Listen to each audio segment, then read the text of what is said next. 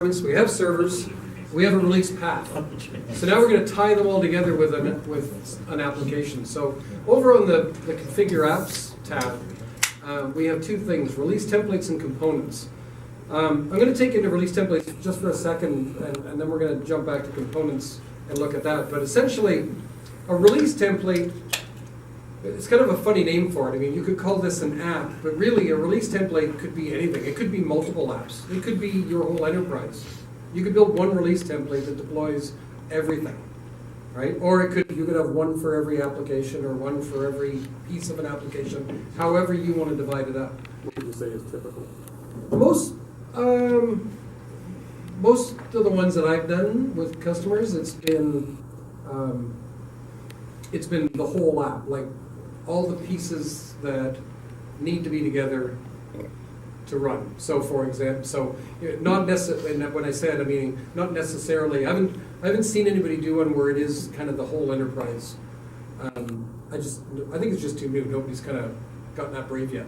But I did some work with CIBC, and they were building an application for their middle office, and it included 5 web services, a website, a SharePoint app, a database, an OLAP queue, and ETL packages.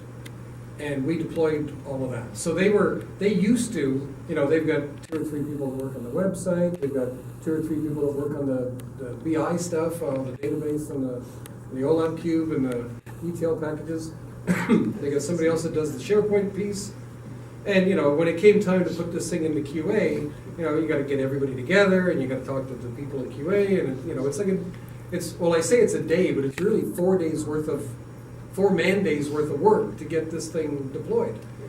And so I worked with them for a few weeks, and we got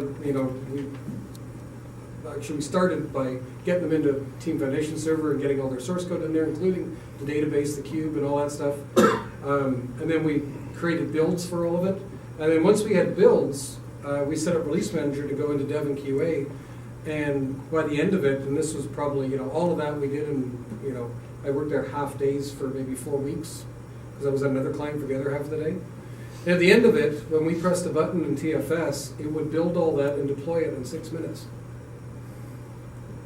Down from probably 4 days. So, these are the properties of our release template. So in our case, what we're going to deploy is a website and a database. So that's the 2 pieces, the 2 components that need to be deployed for this to work. So we create the release template, and we give it a name and of course a description. And right here is where we tell it. We say, this is the release path I want you to take. So this is the Dev QA Prod guy that we created.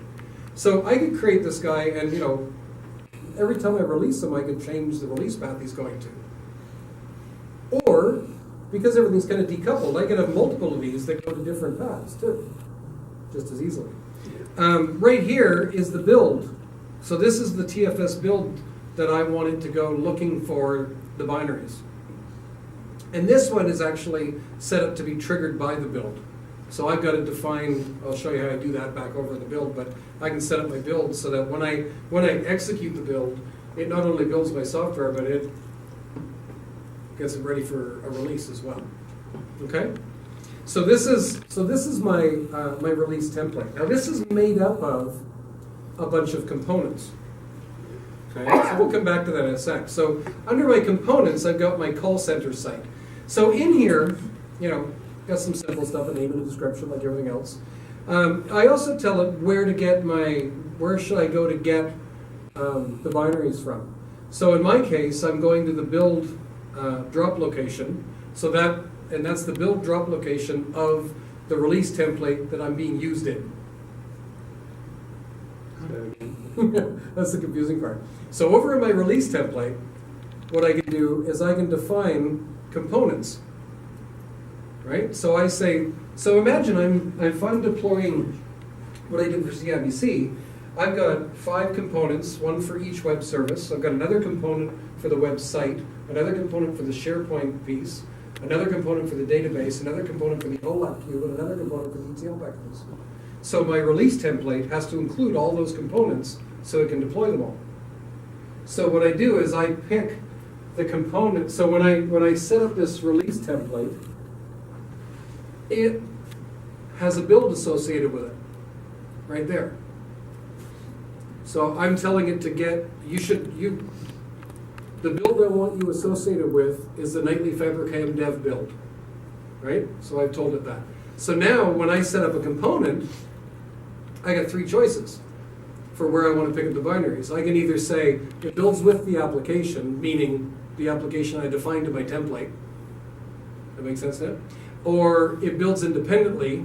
So I can actually have all my components and pieces all build independently of each other, separate. And then I can, when it's time to release, I can say, oh, I want you to grab this version of that, this version of that, this version of that, this version of that. And pull all those together into one template and release it. It's very flexible, very powerful. Or, so does anybody have stuff they have to deploy that they don't have the code for? Like you have packages that you've bought and things that, so that's taken care of for us too. So if you get, if you're not building it yourself, but you just have the binaries, then you can go down to the builds externally and just put a UNC path to the package that you want to deploy. So if you've got some package you bought and it's got to be deployed with, in your, so we've upgraded our stuff and we need the new version of that to go with it, then we just put it somewhere in a file share and it can be part of our release, part of our deployment. So everything's still all together when it deploys out. So we're going to go the simple route. We're just going to say builds with the application for now. And the binaries that I'm getting are actually in the published websites Fabricam fiber.web folder of my build. Right?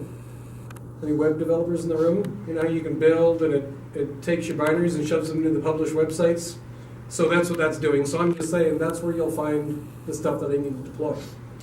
Then we got our deployment. So how do I want to deploy? So here's where some of the magic happens. So I'm just doing an Xcopy deploy here, because all I'm going to do is take, tell IIS to remove the website, I'll copy in some new files and then put it back.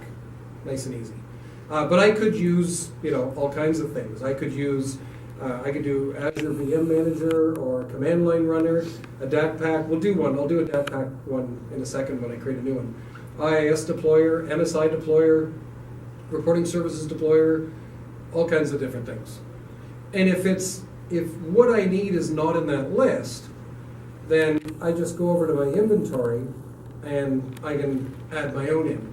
So this is an inventory of all the different actions and tools that I have available to me. So these are all the tools I have, and these are all the actions within those tools.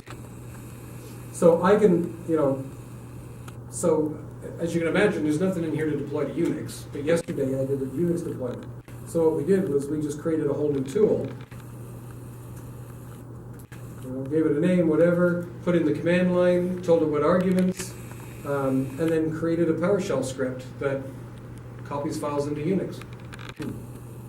And now I've got a new tool. It could be a batch file, PowerShell, whatever you want to do. And you just include it in. In the year and a half that I've been using this, I've probably made a half a dozen of my own things. Some examples of things I've had to do. An OLAP deployer, didn't have one of those, so I created one.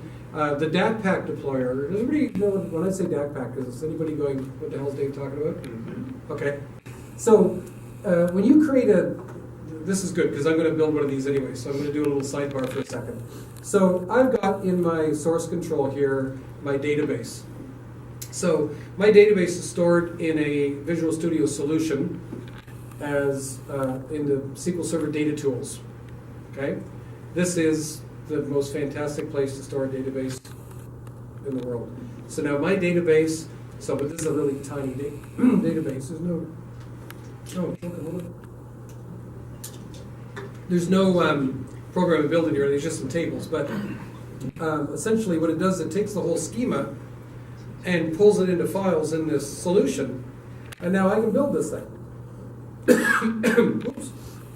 I didn't mean to deploy. I can build. So when I build it, it just makes sure that everything is relating properly and that I'm not calling a table that doesn't exist or whatever it happens to be. But I can also do other things. I can now check it in and out. I can make changes. I can associate those changes with work items in TFS. I can associate the version of my database with the version of my application. So I can store, so you'll notice I've got a branch, a dev branch here, and it's got my database and my app under it. So when I make a change to the app that affects the database, I also make the change to the database. And now I've got the two of them together in the same version. I'm not trying to keep scripts for a database in sync with an application, which is a nightmare. I'm sure most of you realize. So when I build this, watch what happens when I build it. I'm going to just jump into the. So if I go into my bin folder, you'll see I have a DAC pack. So a DAC pack is a compressed file that's an XML representation of my database. So it is a complete representation, XML representation of the schema of my database. So I can take that and compare it against databases, and it will. There's a tool out there called SQL package, SQLpackage.exe, and if you call that and pass it the right arguments and say, take this DAC pack, which is my database out of source control, and compare it to the dev database, and generate me a script to make the dev database look like this, and it will generate me a script. Or it'll just update, if you want. It'll just update that database. Yep. Is there anything excluded on that, like triggers or anything like that? Or nope. You have all kinds of options. When you create the DAC pack, there's a ton of options where you can pick what you want. But now, when you generate scripts and stuff like that, right? It will do. It'll even manage the data that's in that database for you. Like it'll create temp tables, and like if I, removed a column or whatever, and I had to move the data into a temp table temporarily to do it and then put it back. But I'm guessing like SQL agent jobs and stuff would be excluded. So that's not really tied to the database. Yeah, probably. You know what? I don't honestly know. I wouldn't want to say no. This was written by the SQL Server guys. Yeah. So has anybody ever used a database project, the DB project back in 2010? So that was my understanding. That was written by the Visual Studio guys. Said, hey, why isn't SQL Server in here with us? Why are they over there in their own tool? Why aren't they in Visual Studio hanging out with C# and VB.NET and everybody? So they wrote it, because why? Because they're special. Yeah, they're special. Oh, they are. And so they made a project for it, and it was kind of cool, and it came with that little tool called DVCMD, VCD, something like that. It was a command line tool that did what SQL package does now. But none of it was ever written by or condoned by the SQL Server guys. They were all kind of, hey, what are you doing with our stuff over there? Hey, what's going on? So they said, hey, okay, we're going to write this properly for SQL Server by us, not by you guys. You C# guys can't possibly know what we have to deal with, so we'll do our own. So they set out to write SSDT, SQL Server Data Tools, and that's what this is all part of. So now instead of a database project in Visual Studio, we have a SQL project. So they are different. So you may see somebody out there with a DB project. It's not the same thing. It can be converted over, and it's so easy to, like, when you create one, you just come in and say import. I've already done that, but I pick my database, and it just sucks my database into a project. And now my whole schema is sitting in a solution in a project. I have a ton of customers who they don't even do what I'm doing. They actually put the database right in the solution with their app. Why not? It's part of it's code, right? It is code. It's part of the app. So when actually look, if I go Schema Compare, right? I can pick. So I'm going from my project, and I can compare that to a target, and the target can be another project, or it can be a database connection, or I can compare it to a DAC pack. So this thing is just using SQL package under the covers. So what I'm going to do is include this in my build. So now if I go to my build solution, so here's my build. I'll just look at the build definition. So this thing triggers manually, so whenever I kick it off is when it triggers. It goes and gets everything out of the dev folder in my source control. And under the process, there's a couple of things we want to look at. So one is, what does it build? So it builds each of my projects that are part of my web app, as well as my database solution. So it builds all this stuff for me all at once. So when it's done building and it goes to the drop folder, if we look in that drop folder, which is on FF drops, so here's the last build I did, was build 12. There's my published website, so there's my website, and there's my DAC. So in this one folder, sitting in my drop file, I have what my database looks like in source control and what my app looks like. And so the binaries for both, essentially. And this is included in Professional and Ultimate of 2013? Yep. SSDT. Yeah. I think SSDT is just a separate install, right? You get it with your SQL Server tools or something, and you just install it separately. But I don't think there's anything extra to buy or anything. So great. There's my package dropped. I've got everything. I don't need to. I mean, I can do another build and show you guys, but can we trust me that my build worked okay? And I can make a change if you want. We can really test the demo gods. So now this guy is a special template. This is a release default template. So this one was made with, in the build process, it's got some stuff in the workflow that actually calls out to Release Manager and kicks off a release for me. So down here, I've got a little trigger to say whether or not I want that to happen. And I have it set to true, so it's going to happen. I've also got, I can tell it what configuration to release, and I can tell it release target stage. So I can say, you know what, I want you to, my target is QA, not production. Okay, I'll show you where some of this comes in a minute back over in Release Manager. So my build's set up. There's two pieces to my build. My build's building a website and a database, packaging them both up, sticking them in my drop folder. The drop folder, by the way, should always be, I say this and say this and say this, but every time I go to a customer, they don't do it. So I'll keep saying it until somebody does. So when you set up builds, you're going to have a build, a build service account. Your drop folder should be, the build service account should have read, write, all rights to that folder. Nobody else should have anything but read. Right? Mm-hmm. It makes, exactly. So, but yet, everywhere I go, you go to the drop folder and there's other stuff in there, and I'm thinking, how did this stuff get here? But it should just, I mean, here, you know what, here's my drop folder, and I've got one build, and there are all the builds that I haven't let it clean up. And that might be because that's the one in production, that's the one in UAT, that's the one in QA, right? I control which ones I want to keep around, and I always have, so now if you start keeping not only your builds, but you index the source and create your debug symbols, and you've got your source control has a label on it, right, that's associated to that build. Now I can, and I've got versioning set on my binaries. When somebody says there's a problem in the app, I can say, what version are you running? And they say 12.9. I know what binaries made it. I got debug symbols to debug it. I know what source code made it. I've got everything across from start to finish of what that is. The number of teams I've seen scrambling around trying to figure out how to even get a version of that onto a dev machine to test and see if they can make it happen. It's just hard. So, okay, I'll get off my soapbox and go back over here now. So I got all my tools, right? We talked about the tools. I've made some of my own. Cool. So let's go create a component for the database. So new. So it builds with the application. My DAC pack is just sitting right in the root. So all I have to do is just that. So it's just going to look in the root of the build of the drop.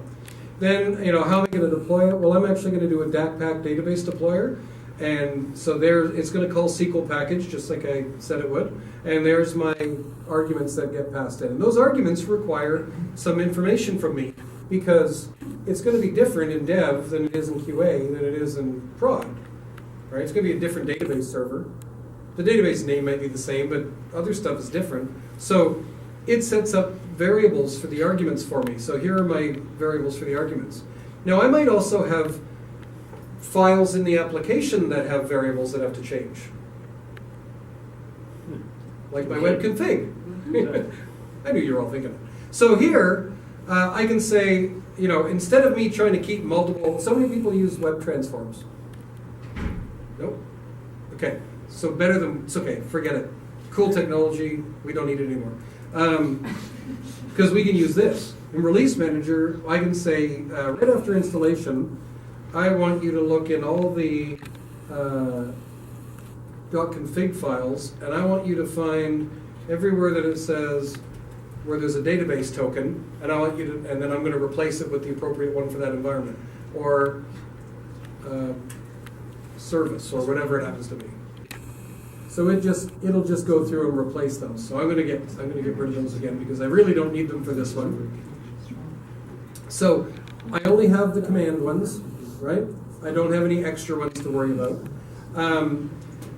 So let's call this Fabricam database, my deployment, and good. Okay, so that's all cool. So, you know, I gradually build up a list of components here, right? These are all the different little pieces that I ever need to deploy into an environment in the enterprise or wherever. Right? Oh, but yeah, we talked about this. I was going to bring this up too. You know, there's a lot of places where, you know, people go, well, this is nice, but you know what, we're really not at the stage yet where anybody will trust us to put anything into production, right? It's just, you know, there's a different control set, there are different people, it's audited, blah, blah, blah. I get that.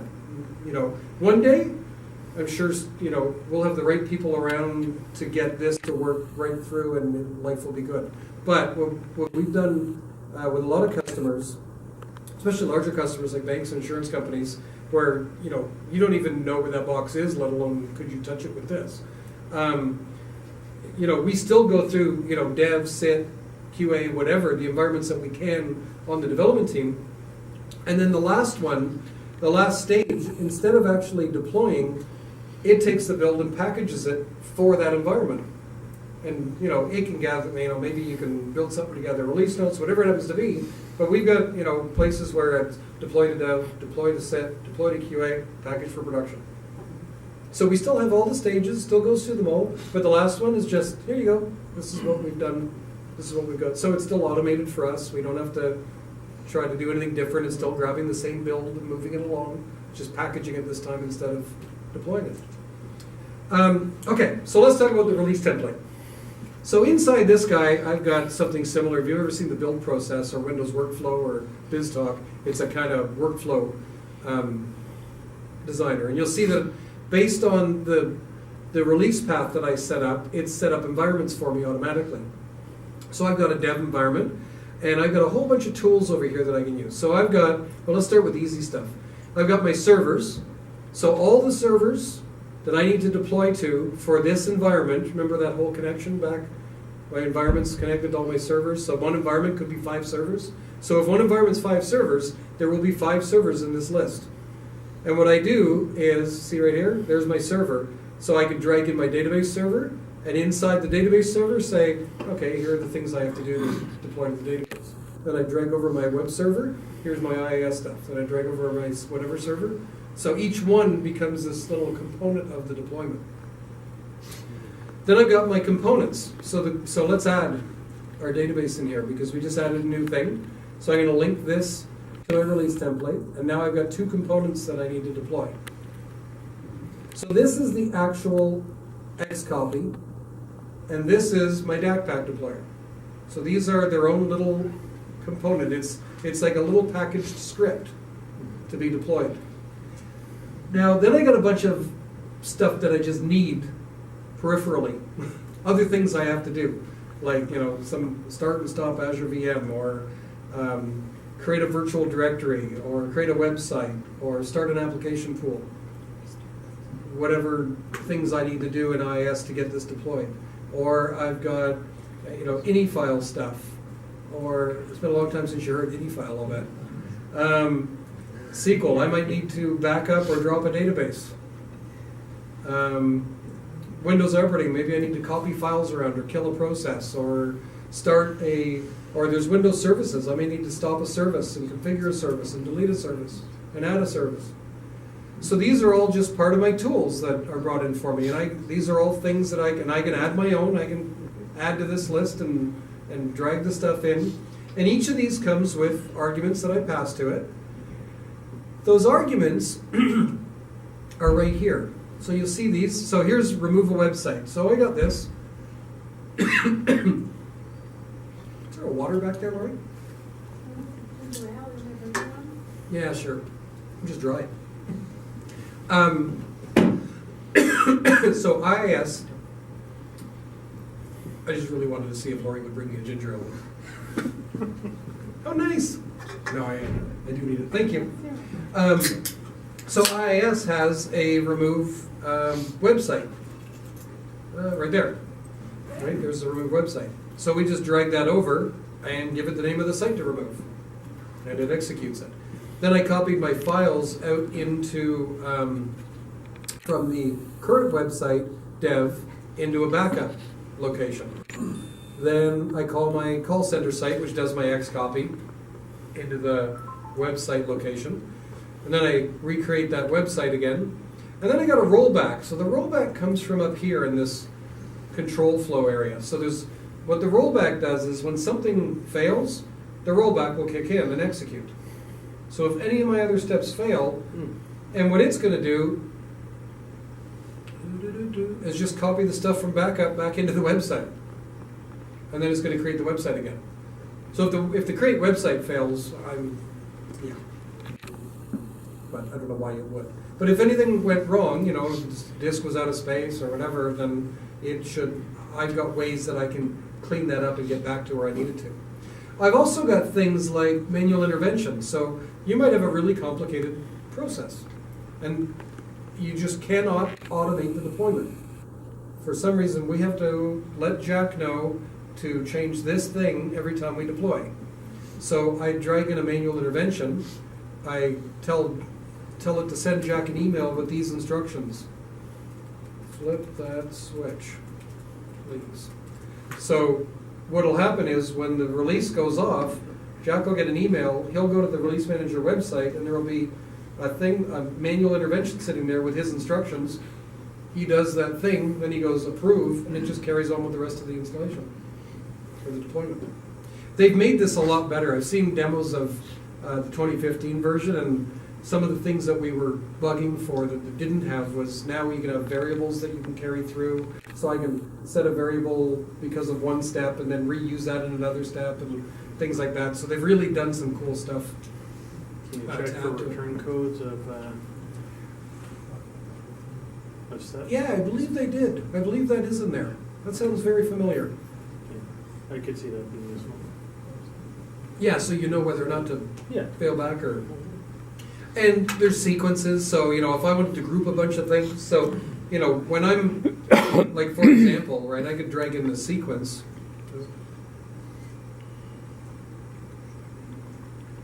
Why can't I? Oh, well, let me drag it in there. That's odd. And I could put, all my website stuff in this one, and then have another one with all the database stuff in it, or whatever, right? Just kind of to organize things. A little trick that's hard to find, actually. If I'm in the middle of trying this out and I just want to see the steps go a bit at a time, I can turn off steps just by clicking in that corner, and it just stops that step from happening. It's a nice trick. What they've got to add is being able to stop the whole server, because I want to be able to, I've got a whole big long thing, and I want to just do this piece of it to try the deployment to make sure that works. I'm sure they'll figure that out. I think I saw it on user voice. And I can have parallels, so I can drag in a parallel and then so I can actually put multiple things in here to go on at the same time if that's what I need, if I've got the ability to do that. So once I've set up my dev, actually here's my, we'll do the database first. So the database, I bring it over and it just says, oh, what's your file name? So my file name is forevercram.dacpack, and the server name is VSLM, and the database name is Fabricam, I think it's Express. I may not leave this in because I gotta look for it. So I just fill in the arguments for it, and actually, it would probably be something like that, more likely, or the server would be dev or whatever it is, right? Then I could take that, copy it, come over here and paste it into QA, but pick the new server. So now I've got, you know, what's my new, because I've got multiple, it's a different set of machines in QA than it is in dev because of my environments and what they're linked to. So now I just say, oh, copy dev over to QA, but go to this machine. And then I can do the same thing for Pro, or UAT, or whatever it is. So it's really quick and easy to build one up. And generally, you're only ever working in one, and then you're just kind of moving along one to the next. How did you do that, copy and paste? If you go copy there, Oh, and then here and you say paste. Yeah, I didn't notice that right away. That took me a while to find. It wasn't real obvious. clear. Yeah. Okay, so let's do one. How much time we got, Lori? Hello? Oh, you're okay. Okay, then I got time to ask if this makes sense so far.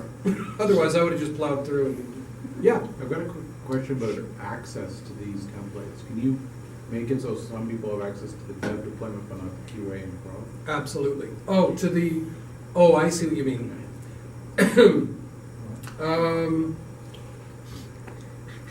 You mean, So could you have an offshore developer build the dev one and then have someone more senior build the QA and the prod with different passwords and that sort of? they would have to be in a different release template, I believe.